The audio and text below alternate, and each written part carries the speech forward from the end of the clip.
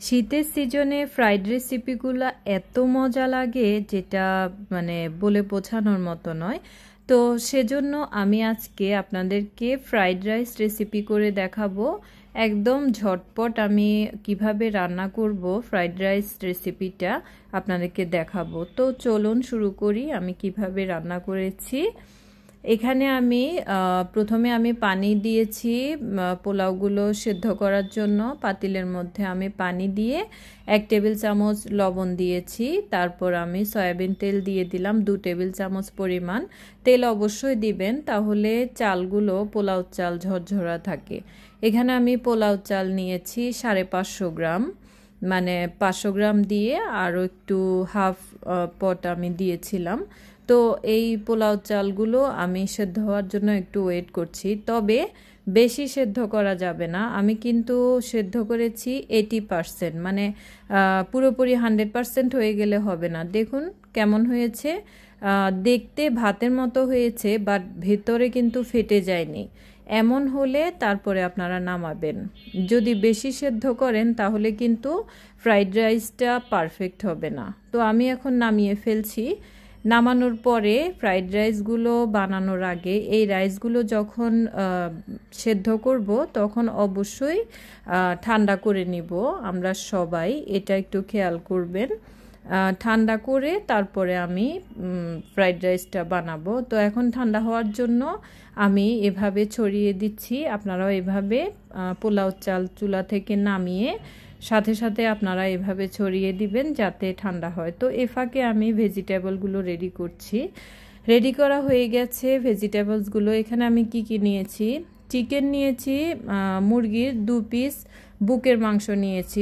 মুরগির বুকের মাংসগুলো একটু মোটা ছিল, সেই জন্য আমি মাঝখানে আগে স্লাইস করে কেটে তারপর আমি ছোট ছোট টুকরো করে কেটে নিয়েছি যাতে তাড়াতাড়ি সেদ্ধ হয়। তারপর আমি ছোট একটা ক্যাপসিকাম নিয়েছি, ছোট একটা টমেটো নিয়েছি, কাঁচামরিচ, ধনিয়া পাতা, একটা গাজর, বাঁধাকপির ছোট একটা বাঁধাকপির অর্ধেক পরিমাণ কুচিয়ে নিয়েছি। তারপর বরবটি নিয়েছি, পেঁয়াজ পাতা নিয়েছি, আর পেঁয়াজ নিয়েছি আমি 1 কাপ। বরবটি আর পেঁয়াজ পাতা অল্প পরিমাণ দিবেন আপনারা। আর টমেটো নিয়েছিলাম, মাঝখানের অংশ আমি দেইনি টমেটোর মধ্যে, জাস্ট শক্ত অংশগুলো। তো এখানে আমি 2টো ডিম নিয়ে নিলাম। 2টো ডিম নিয়ে এখানে আমি একটু লবণ আর গোলমরিচের গুঁড়ো 1/2 চা চামচ দিয়ে ডিমগুলো আমি ফেটিয়ে নিলাম। তারপর আমি এখানে আগে ডিমগুলো একটু ভেজে নিব, কারণ আমি ফ্রাইড রাইসে ডিমগুলো দিব সেজন্য। তো আমি ডিমটাকে 1 মিনিট একটু তেলের মধ্যে দিয়ে তারপর আমি ভেজে নিলাম। তারপর এখন আমি উঠিয়ে নিচ্ছি। এখন আমি আরও 1/2 কাপ তেল দিয়ে রসুন দিয়ে দিলাম 2টা রসুন কুচি আমি দিয়েছি। রসুন একটু বেশি দিলে ফ্লেভারটা ভালো আসে। আর এখানে আমি আদা কুচি করে দিলে ভালো হতো, টুকরো ছোট ছোট করে দিলে ভালো হতো, বাট আমার বেবিরা আদা টুকরো করে দিলে একটু কম পছন্দ করে, সেজন্য আমি রসুন কুচি দিলাম আর আদা পেস্ট দিব। তো চিকেনগুলো আমি রসুনের সাথে আমি ভেজে নিচ্ছি। রসুন আগে 1 মিনিট আমি ভেজে নিয়েছি, তারপর চিকেন দিয়ে চিকেনের যখন একটু কালার চেঞ্জ হয়েছে 2-3 মিনিট আমি নেড়ে চেড়ে তারপর আমি শক্ত ভেজিটেবলগুলো দিয়ে দিলাম। বরবটি, তারপর গাজর, এগুলো একটু শক্ত সেজন্য আগে দিয়ে দিলাম। তারপর 1 কাপ পেঁয়াজ, তারপর আদা পেস্ট দিয়ে দিলাম 2 চা চামচ পরিমাণ। পেঁয়াজগুলোকে দেখুন আমি কিভাবে কেটেছি, কিউব করে কেটে তারপর আমি পেঁয়াজের যে পার্টগুলো ওগুলো আমি পাতলা করে খুলে খুলে তারপর আমি দিয়েছি। তারপর এখানে লবণ দিয়ে দিলাম 1 টেবিল চামচ পরিমাণ। তারপর গোলমরিচের গুঁড়ো, সাদা গোলমরিচের গুঁড়ো দিয়েছি আমি 1 চা চামচ পরিমাণ, দিয়ে আমি একটু নেড়েচেড়ে দিয়েছি। আপনারা চাইলে কালো গোলমরিচের গুঁড়ো দিতে পারেন। তারপর আমি এখানে কাঁচামরিচ দিয়ে দিলাম 7-8টা। তারপর ওগুলোকে 5 মিনিট আমি ভেজে নিয়েছিলাম। 5 মিনিট ভেজে নিয়ে তারপর আমি বাঁধাকপি, তারপর ক্যাপসিকাম আর টমেটোর যে শক্ত অংশ বলেছিলাম, একটা টমেটো, একটা ক্যাপসিকাম আর ছোট একটা বাঁধাকপির অর্ধেক পরিমাণ দিয়ে আবার নেড়েচেড়ে আমি আবার 5 মিনিট ভেজে নিব। 5 মিনিট ভাজার পরে আমি পেঁয়াজ পাতা দিয়ে দিলাম।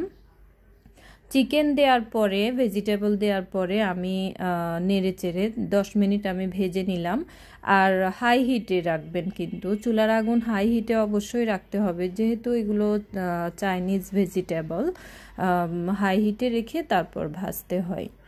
এরপর আমি সয়া সস দিয়ে দিলাম 2 টেবিল চামচ পরিমাণ। তারপর টমেটো সস দিয়ে দিচ্ছি আমি 3 টেবিল চামচ পরিমাণ।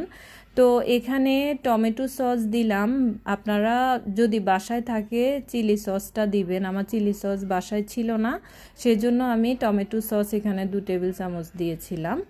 তারপর ওগুলো এক সাইডে ভাজতে দিয়ে তারপর আমি পোলাও চালগুলো দেখাচ্ছি। দেখুন কত ঝরঝরা হয়ে গেছে। 25 থেকে 30 মিনিট রেখে দিবেন আপনারা চালের পানি ঝরার জন্য, তাহলে একদম পারফেক্ট হবে। তো আমি পাতিলের মধ্যে দিয়ে দিলাম, দিয়ে সুন্দরভাবে আমি নেড়ে চেড়ে দিচ্ছি।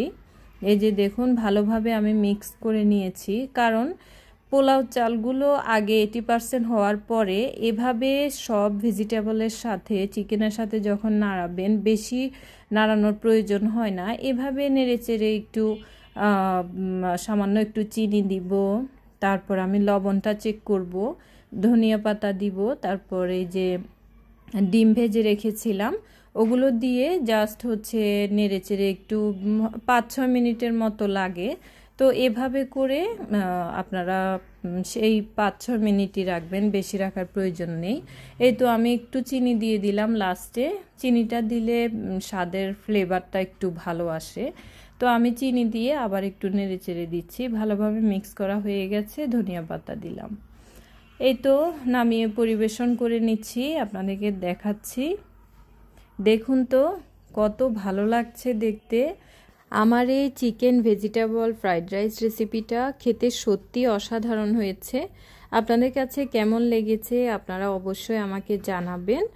আর বাসায় অবশ্যই এভাবে ট্রাই করবেন। আপনারা এভাবে বাসায় ট্রাই করলে অবশ্যই ইনশাল্লাহ সবাই প্রশংসা করবে।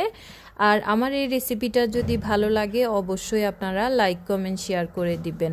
আমার এই জলপাইয়ের কুচি আচার রেসিপিটাও যদি আপনারা দেখতে চান আমার ভিডিও লিস্টে দেওয়া আছে, প্লিজ দেখে নেবেন। এই জলপাইয়ের কুচি আচারের সাথে ফ্রাইড রাইস রেসিপিটা খেতে যে কত অসাধারণ লাগে আপনাদেরকে বলে বোঝাতে পারবো না।